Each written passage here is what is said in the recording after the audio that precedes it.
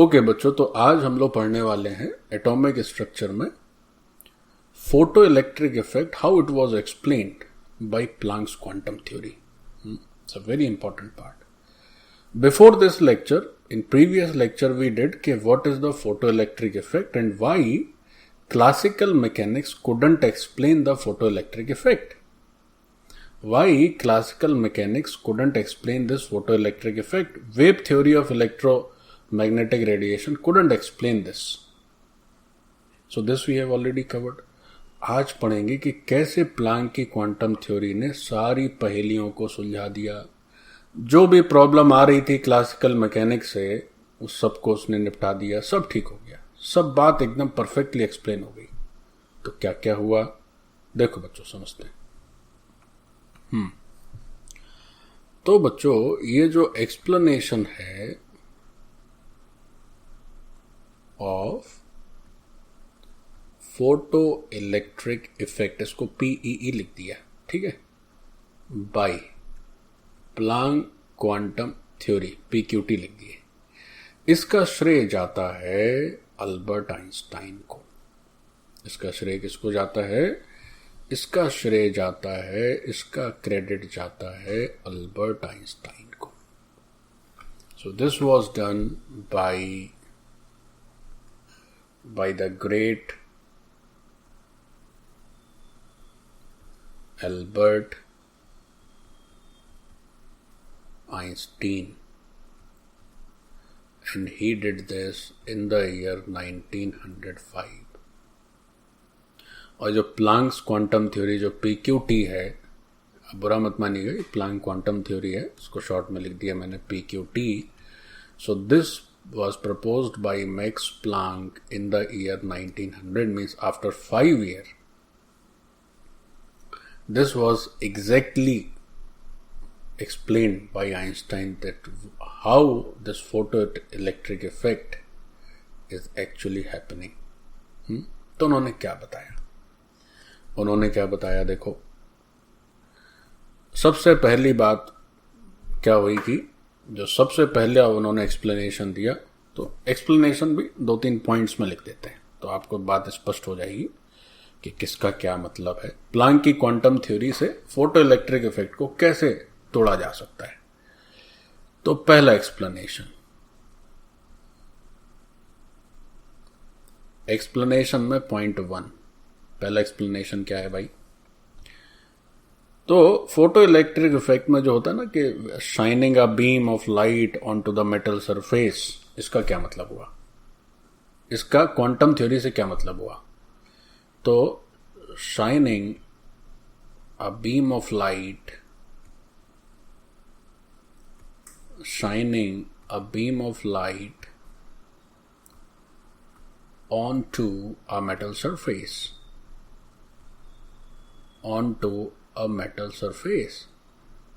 इसका मतलब हुआ कि हम क्या कर रहे हैं, चूंकि जब प्लैंक ने तो बताया कि जो बीम ऑफ लाइट क्या है, that is just a group of photons, that is just a group of energy carriers, bundles of energy carriers, photons. तो उन्होंने कहा कि भाई ये जो शाइन कर रहे हैं आप बीम ऑफ लाइट, इसका बस सीधा सा मतलब है, इसका मतलब है शूटिंग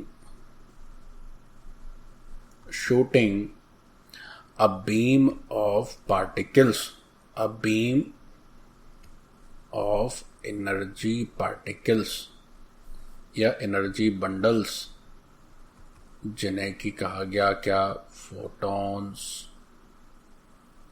तो पहली बात उन्होंने ये बताई कि भाई ये जो आप कर रहे हैं, ये जो आप लाइट बीम शाइन कर रहे हैं मेटल के सरफेस के ऊपर, इसका असल मतलब है कि आप क्या कर रहे हैं कि उस मेटल के ऊपर या उस मेटल पर आप फोटॉन्स की बमबार्डिंग कर रहे हैं.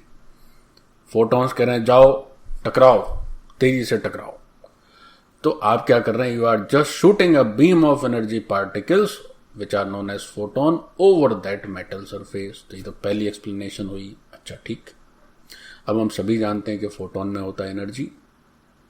तो जब ये फोटोन जाके टकराएगा उस मेटल सरफेस से, सफिशिएंट एनर्जी का फोटोन टकराएगा तो वहां जो सोता हुआ इलेक्ट्रॉन उसको जगाएगा, वो कहेगा निकलो बाहर, और अपनी वो कहेगा मैं कैसे निकलूं, मेरे पास तो एनर्जी नहीं है।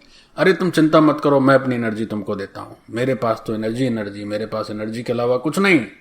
तो ये फोटोन अपनी एनर्जी ट्रांसफर करता है और इलेक्ट्रॉन वहां से तेजी से बाहर आता है। यह हुआ एक्सप्लेनेशन नंबर 2। अब बात हुई दूसरा पॉइंट क्या हुआ इनका, point number 2। So what is the second point?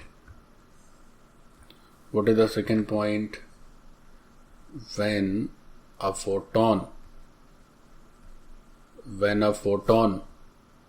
कैसा फोटोन, ऐसा वगैरह नहीं, पर्याप्त एनर्जी वाला photon, when a photon of sufficient energy, इसको ब्रैकेट में लिखेंगे, when a photon of sufficient energy strikes over the metal surface,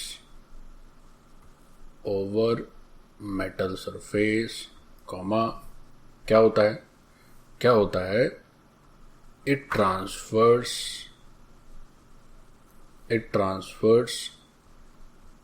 its energy, इसके पास तो एनर्जी है, एनर्जी इंस्टेंटेनियसली, तुरंत जैसे ही टकराया वैसे, लो इलेक्ट्रॉन निकलो बाहर, लो मेरी एनर्जी, मैं आ गया हूं तुमको बचाने के लिए। इस ट्रांसफर इट्स एनर्जी इंस्टेंटेनियसली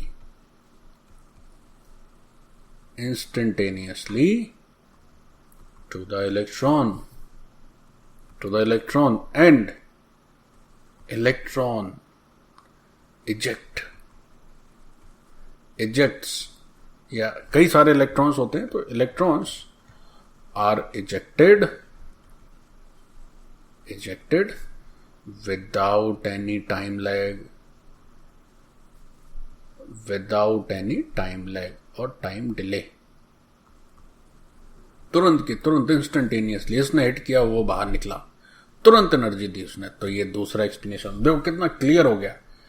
कोई समझ नहीं पा रहा था कि यार ये हो क्यों रहा है, क्यों इलेक्ट्रॉन्स निकल रहे हैं, तो उसका कारण यही है, फोटोन जिसके पास खूब एनर्जी है, केवल एनर्जी के अलावा कुछ नहीं, वो गया, उसने इलेक्ट्रॉन्स कहा अरे यार तुम ऐसे बैठे हो, लो मेरी एनर्जी, निकलो बाहर, यहां से निकल गया बाहर। दूसरी बात हो गई। अब फिर तीसरा एक्सप्लेनेशन, अच्छा एक बात और बात करते हैं, अगर हम लोग फोटोन्स की एनर्जी प्लांक ने क्या बताई, प्लांक ने पढ़ाया हमें कि जो एनर्जी ऑफ ए फोटोन है, प्लांक ने बताया था कि जो एनर्जी है एक फोटोन का, तो क्या होता है भाई, तो एक फोटोन की एनर्जी उन्होंने बताई h into new.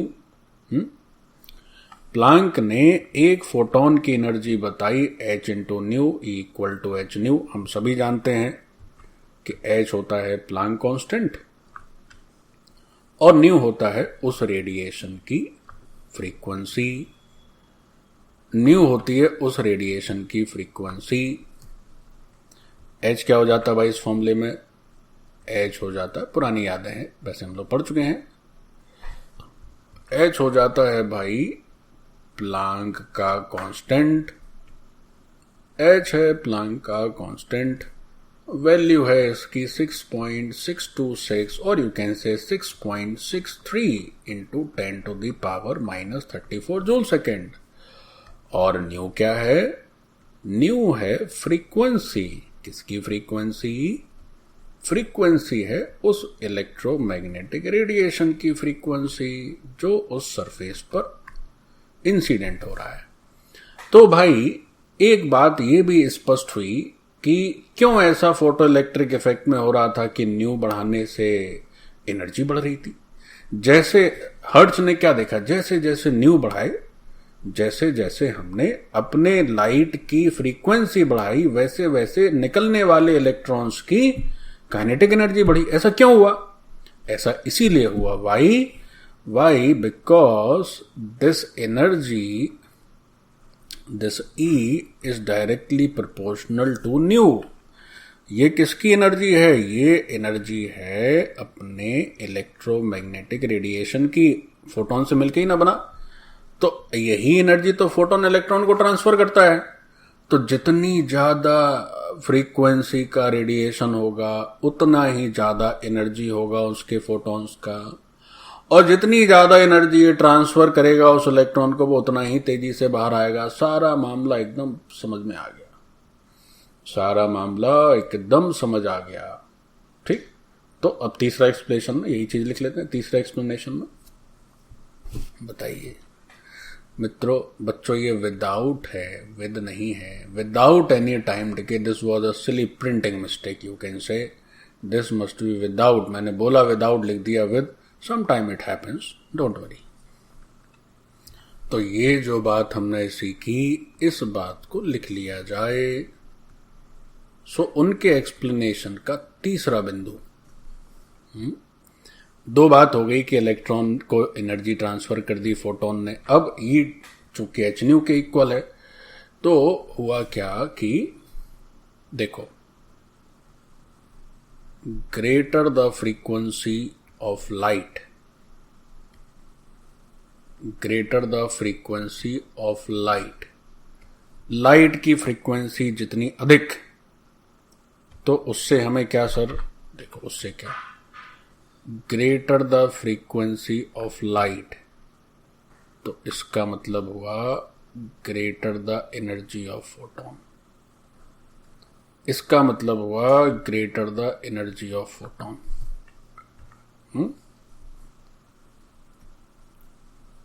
Greater the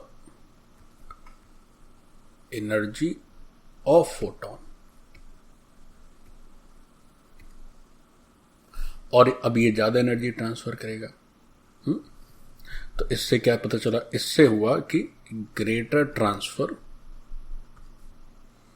greater energy transferred two electron.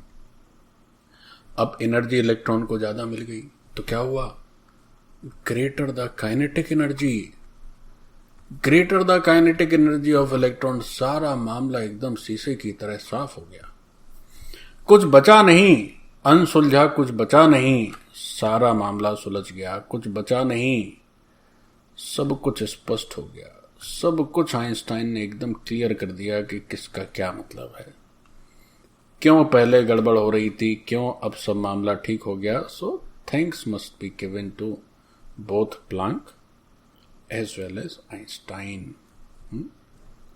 तो ये इवेंट्स का जो है सिस्टम चला। तो greater the kinetic energy of the electron. तो अल्टीमेटली क्या हुआ, अल्टीमेटली हुआ कि शुरुआत यहां से हुई। शुरुआत कहां से हुई, शुरुआत हुई यहां से, शुरुआत हुई बच्चों यहां से, और फ्रीक्वेंसी को अधिक करने से सीधा फायदा हुआ इस इलेक्ट्रॉन को, उसकी काइनेटिक एनर्जी बढ़ गई, उसकी काइनेटिक एनर्जी बढ़ गई। तो मतलब क्या हुआ, मतलब ये हुआ that kinetic energy of ejected electron is directly proportional to frequency of this electromagnetic radiation। लेकिन जो बीच के इवेंट थे, ये बात तो पहले से ही तय थी, ये तो फोटो इलेक्ट्रिक इफेक्ट का ऑब्जर्वेशन ही था कि ऐसा तो होता ही है, लेकिन ऐसा क्यों होता है, ये जो पहली थी, this riddle was now not a riddle, this was done, this was solved, this was perfectly solved। okay,